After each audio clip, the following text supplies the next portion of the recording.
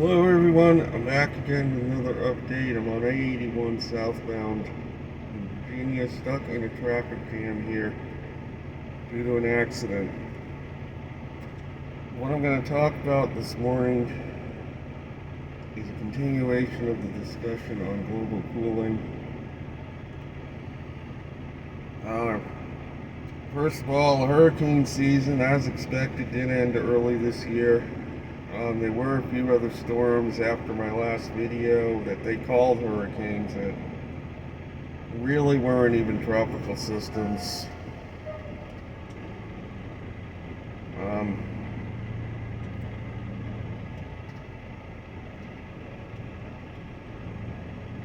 The last one I think was, I don't remember the name, but it came up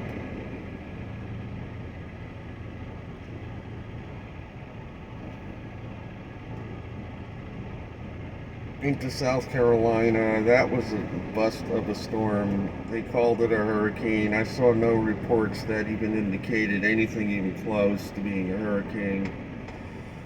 So what they're basically doing is they're trying to boost the numbers because it was definitely a way below average hurricane season. You don't hear anything on the media about it though. And really, if they had not had the satellite technology in place, we would have probably had no storms at all this year. And again, it's due to a cooling of the oceans, a cooling of the planet going on due to inactivity on the sun. Solar cycle 25 continues to be way below normal in activity. They did say it was going to be a higher than 24. So far, that's not bearing out. Cosmic ray count is still at almost what the normal minimum levels were for the 20th century during the solar minimums. It's still above average in the middle of what's supposed to be a maximum, where it usually knocks it down way below average for cosmic rays. And what cosmic rays do again, a higher level causes more cloud cover to form on the Earth, causing a cooling of the planet and of the oceans as well. Less sunlight means less heat in the oceans. So this leads on into the fall. We had a very cold October with near winter-like conditions at times in the U.S. and in other parts of Asia as well, many parts of the hemisphere. We did get a warm up in November in the eastern U.S. beginning in November due to a northward loop of the jet stream locked in over the eastern U.S. Again, due to global cooling. This would not happen under global warming. Global warming, you get a straight west to east jet stream, weaker further north. Global cooling, the jet stream gets more wavy because more cold air. And this leads to discussion on the big snowstorm now happening over the Great Lakes, western New York State. They are blaming this snowstorm.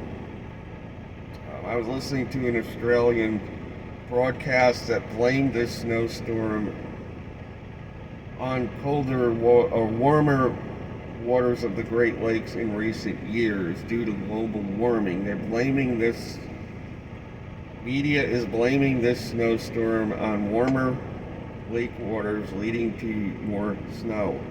Is that true? Well, like I just mentioned a few minutes ago, the Great Lakes region experienced a very cold October, and it was not a particularly hot summer this year. So very likely the waters of the Great Lakes are not as warm as they've been in recent years. They're cooler this year. So then why are we getting all this snow? Well, we have to think about it. It's only the middle of November. The waters are still going to be relatively warm. It takes time for the lakes to cool down. Even in a cooler year, the waters are still going to be relatively warm in the middle of November. So then why are they getting all this snow? Well, it's global cooling. The reason why it's global cooling is because you have a record cold Arctic air mass coming south in the middle of November out of Canada, coming over the Great Lakes. And this is something you would not normally see until well into December or even early January. What we're seeing now, it's coming almost a month and a half early.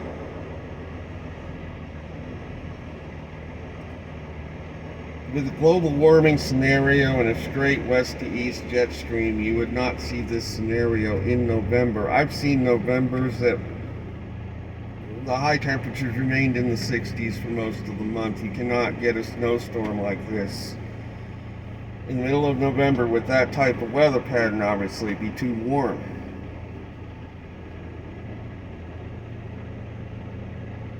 But they're using this even using this situation to try to promote global warming, because most people are not educated in meteorology to know that what is a global cooling weather pattern and what is a global warming weather pattern like. There's huge differences in the weather patterns from one scenario to the other. And a person that's educated in meteorology and climatology and has an open mind would realize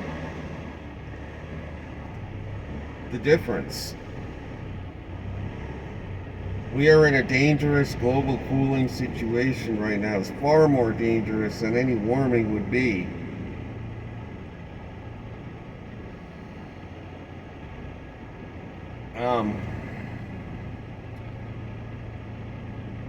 They're taking all the symptoms of global cooling that are going on right now and blaming global warming on it, and that makes it even the more dangerous.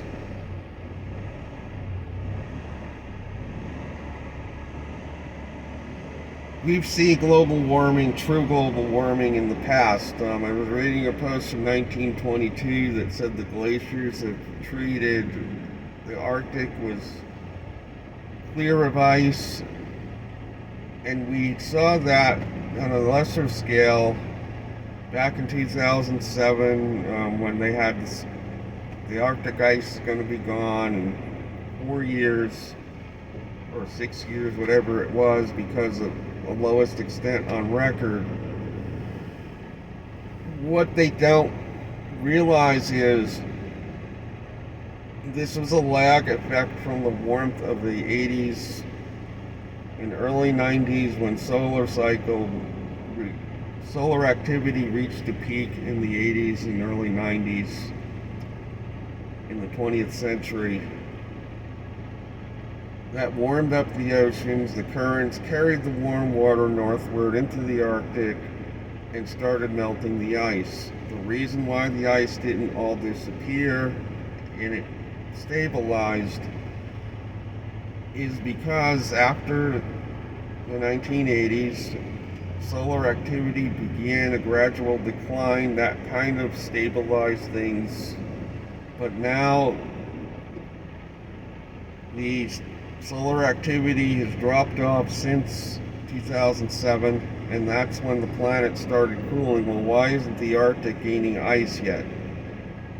It's because of a lag effect. It takes time for the oceans to respond to any changes. The oceans always buffer any sort of change in the heat balance of the earth. The oceans always are a buffer for it and delay the change. But the earth actually started cooling in 2007. That's why we started seeing less hurricanes.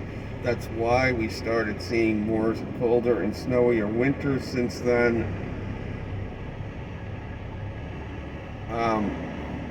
it's because the ocean started to cool back then. But the Arctic is the last spot on the conveyor belt to feel the effects of any change. Within the next 10 to 20 years, it may take that long, the Arctic is going to start significantly gaining ice. Of course, and they're going to blame it on increased melting in Greenland, fresh water shut down the Gulf Stream, and they're going to blame it on global warming if that happens. They're going to say we caused another ice age or another mini ice age, when indeed it had nothing to do with carbon dioxide, it has nothing to do with mankind. It's all natural cycles of the sun that are not even fully understood. The sun orbits the galaxy. We don't fully understand what kind of cycles are involved with that. We don't fully understand even the tilt of the Earth, what caused it. Was it always that way, or was that recent that the Earth got tilted like 23 degrees on its axis? Was it originally perpendicular to the sun? And if that's the case, that would throw all the astrology precession of the equinoxes in the garbage can. And that's only something relatively recent. Of course, a lot of things out there are not fully understood at this time.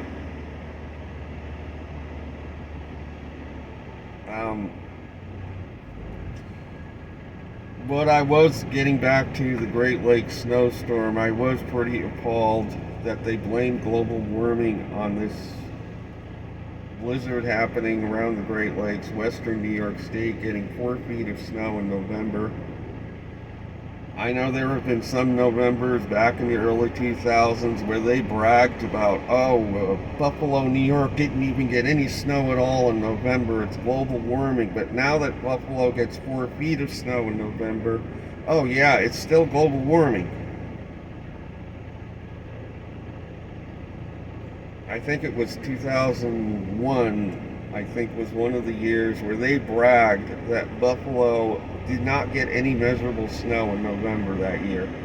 They were blaming it on global warming, saying that was it. This was a long-term trend. Buffalo was never going to get snow again in November.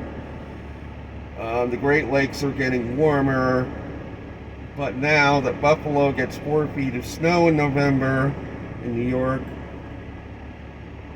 now they're blaming that on global warming, saying, it's because of warmer lake waters.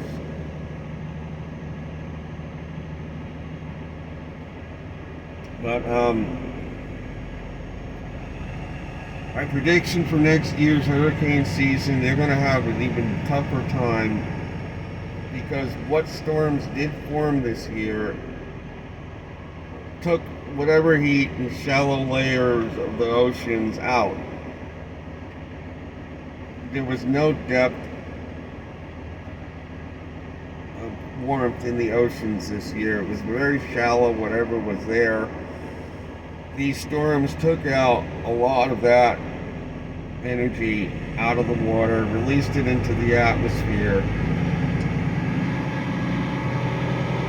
So that is going to be it with this video. I hope you found it informative, because the traffic is starting to move. I will be back again soon with another update.